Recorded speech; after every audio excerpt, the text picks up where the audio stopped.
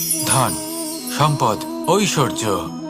মানুষ হয় নিজের সৌভাগ্যের দ্বারা এগুলো লাভ করে থাকেন বা কর্মের দ্বারা।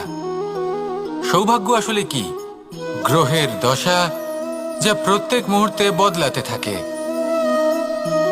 কর্মের মাধ্যমে যখন আপনি ধন অর্জন করেন, তখন সেই ধন আপনার আগামী প্রজন্ম লাভ করে। সেটা হয় সে ভোগ করে বা তার জন্য তার ভোগান্তি হয়। আর এটা নির্ভর করছে আপনার কর্মের ওপরে। কি কর্ম করেছেন আপনি সেই ধনকে লাভ করার জন্য? যদি আপনি সৎ পথে চলেন, নিষ্ঠা ভরে আপনি কর্ম করে থাকেন এবং তার ফলে আপনি ধন অর্জন করে থাকেন, তাহলে আপনার আগামী প্রজন্ম সেটা ভোগ করবে, সেটা প্রয়োগ করবে নিজের বিকাশের জন্য। কিন্তু যদি আপনি কুকর্ম করে থাকেন, কোনো রকম ছলনা করে থাকেন এই ধন লাভ করার জন্য,